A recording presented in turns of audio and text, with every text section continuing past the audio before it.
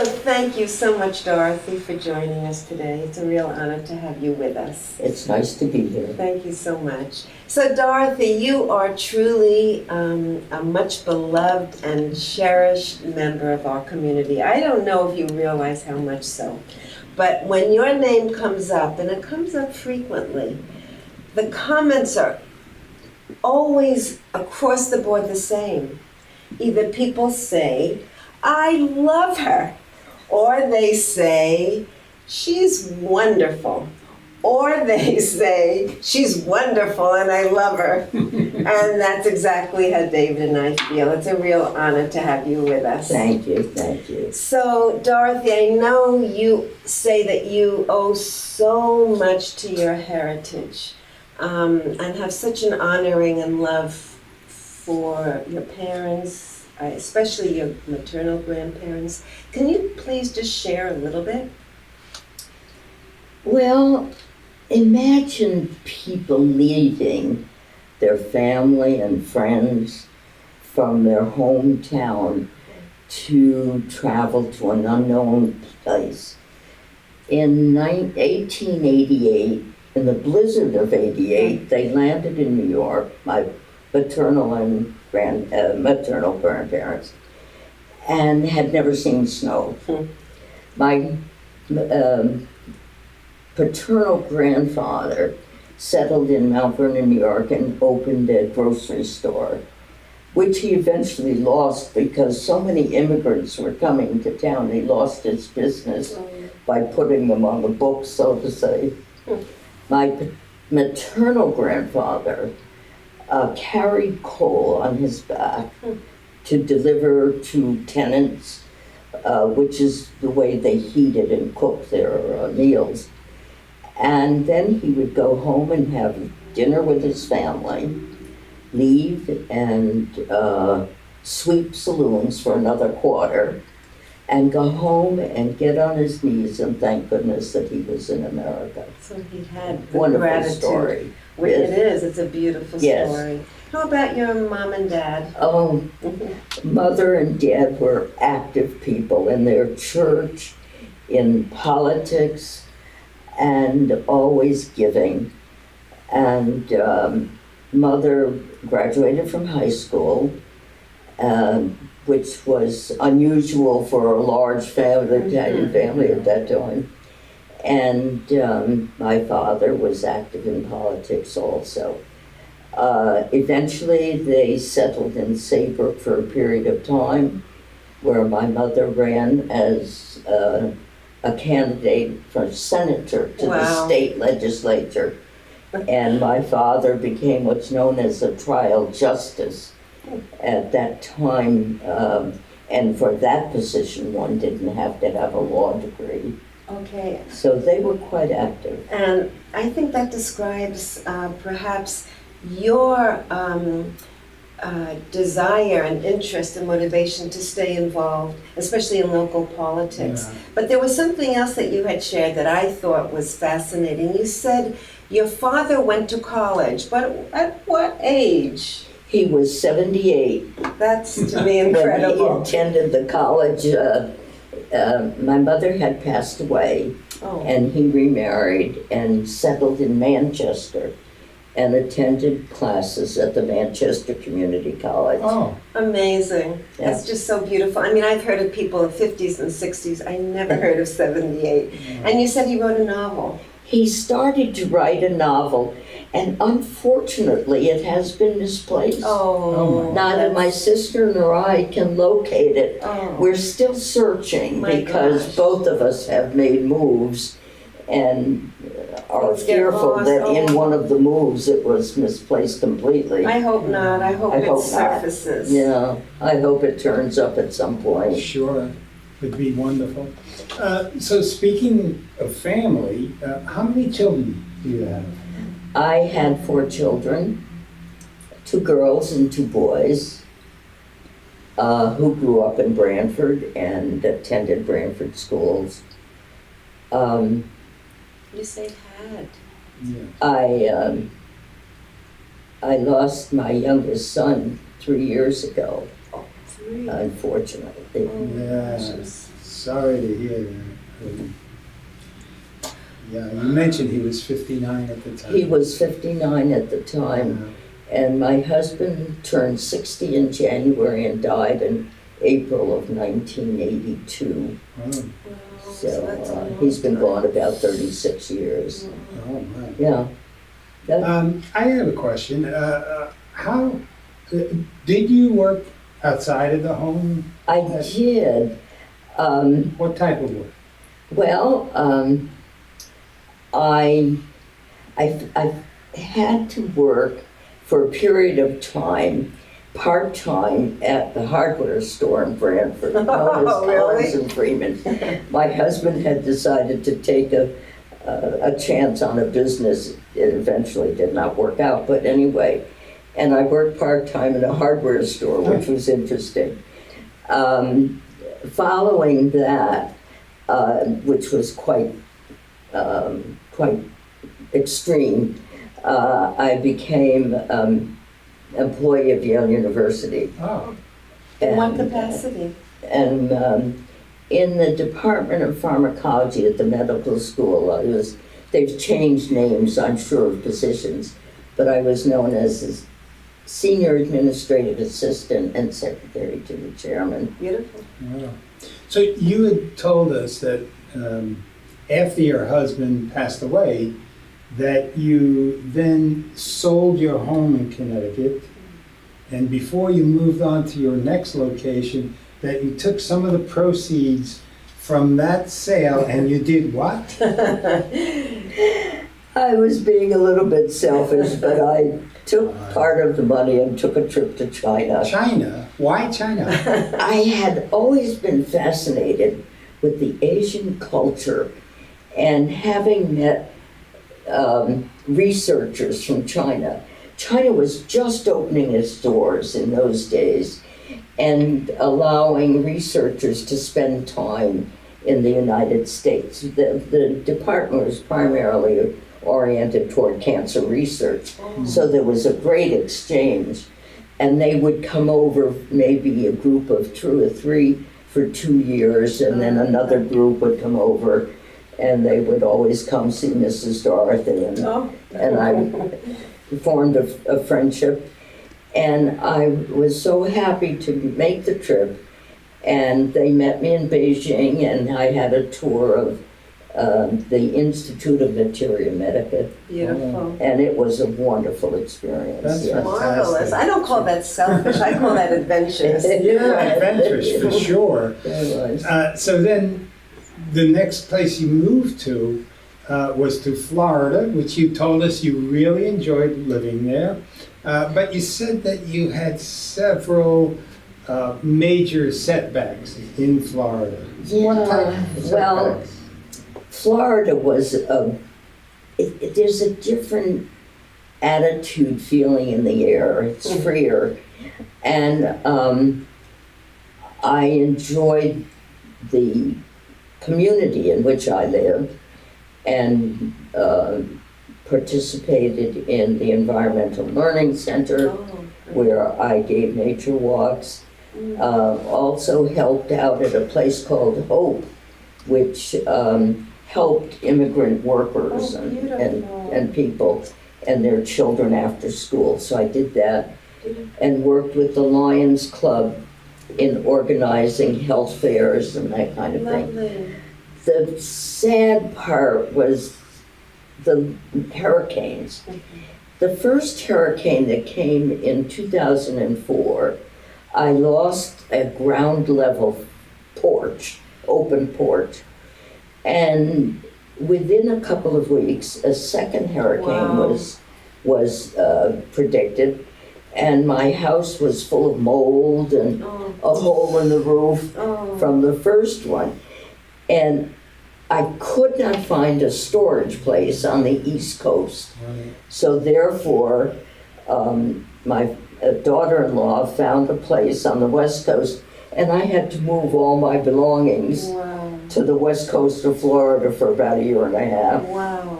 I lived with friends, came back and lived with a daughter for a little while, but I wasn't ready to give it up. And so I built another house down there Oh, okay. and stayed for another 2.5 years. But what happened with the third hurricane? The third hurricane, my house was gone. So you So, lost the house. I had lost the house completely Oh. and had not yet built a new one, so But I had was saved the fortunate. possessions. I saved my possessions. Wow. That was incredible to me that it happened. I know. I don't know how I thought that I should do that, but So I did. wonderful, yeah, that you saved the possessions. And that was the main thing. So you know. Dorothy, we're hearing that, many of us, we each have our story, but you certainly have gone through major traumas, losses with the death of your husband, the death of your son, a loss of a home. Yes. But what helped you get through, what did you rely on that helped you the most? Well, first, in the first sense, when my husband passed away, I still had a career, Mhm. and that was of immeasurable help in keeping my mind active during the days. Yes. And just the fact that one comes to the realization that life is for the living, and actually death is part of life. And with friends, I have to say friends and family, because I had a lot of support. Yeah. And I think that I just worked it through. Yeah, and I think you also shared at one point when we were talking that you don't stay stuck. And you somehow are able to move forward, which is an incredible gift. Well, I appreciate that, and I'm sure there are others who feel this way, but I just feel as though there's so much to do in life and so much to learn every day, and my association with people and their activities and what's going on in the world is so important. It is. And you have to concentrate on those things. Exactly, and you do. Oh, thank you. I hope so. Well, that sounds like some of the beliefs that you had told us about. Also, you said about the beliefs that carry you through life. You talked about independence. No need to prove, but to do what you feel. Be what you feel is authentic. right. Be authentic. Yes, things like that. Yeah. Anything else that? Well, I've always felt that no matter where a person comes from, no matter what the appearance, everyone has something to contribute to this life, this planet. And we gain so much from each other that helps to shape us too. For sure. And, excuse me, I've seen that so much in you, Dorothy, because I've seen where you might be at a political, let's say a meeting together, and perhaps part of that meeting you found offensive or you're upset, but you have such a grace. I've never seen you attack the person. You're authentic, you stand up for what you believe, you're direct, but you express your dislike of what's happening perhaps, but you don't attack the human being, which is an immense skill and a great gift. Well, I thank you for those words, because we're all in this together. Yeah, We're sure all, and I think it behooves us to support each other, and so that's my philosophy in terms of associations, whether it be acquaintances or friends, and we meet all kinds. You're right. Right. So, Dorothy, how many years have you lived in Branford? Oh, 41 years. Wow, that's a long time. And I know at one point in your living here, you became active with Meals on Wheels. But I also know that you became active with the Senior Center, it became a special Yeah. place for you. But you've made some initial important impacts. Can you just share briefly what those were and how you brought it about? Well, in my feeling that I wanted to contribute to the community, I started doing the Meals on Wheels. Meals, right. Yes, but in 2013, Florence West was the moderator of a discussion group called Hot Topics.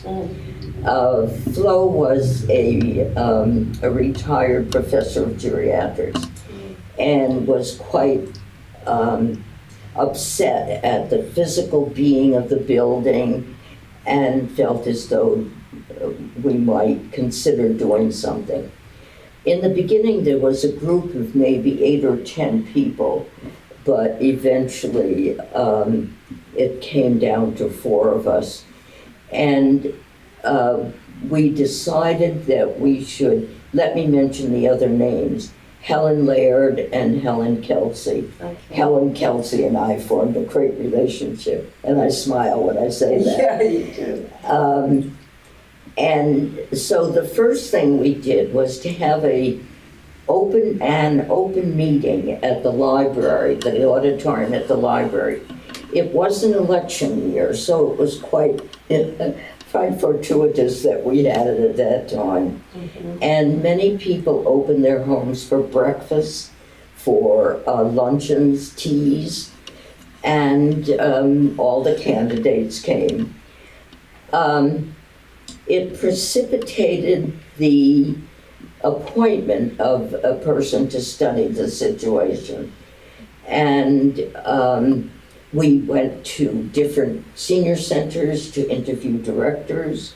We wrote a pamphlet. We contacted Lonnie Reed, who was the representative at the time, met with the first selectman and other individuals.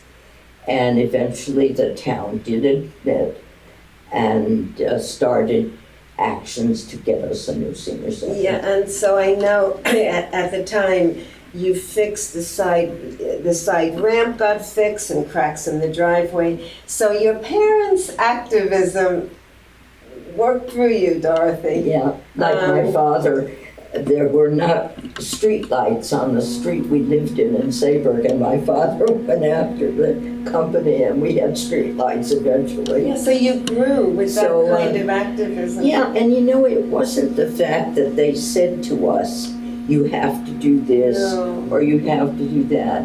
It was a matter of learning by seeing Modeling. what they were doing. Exactly. Yeah, they were the example. The apple doesn't fall too far from That's the tree. exactly. Guess that's the And answer. so how critical is that for our kids? That's I right. think so.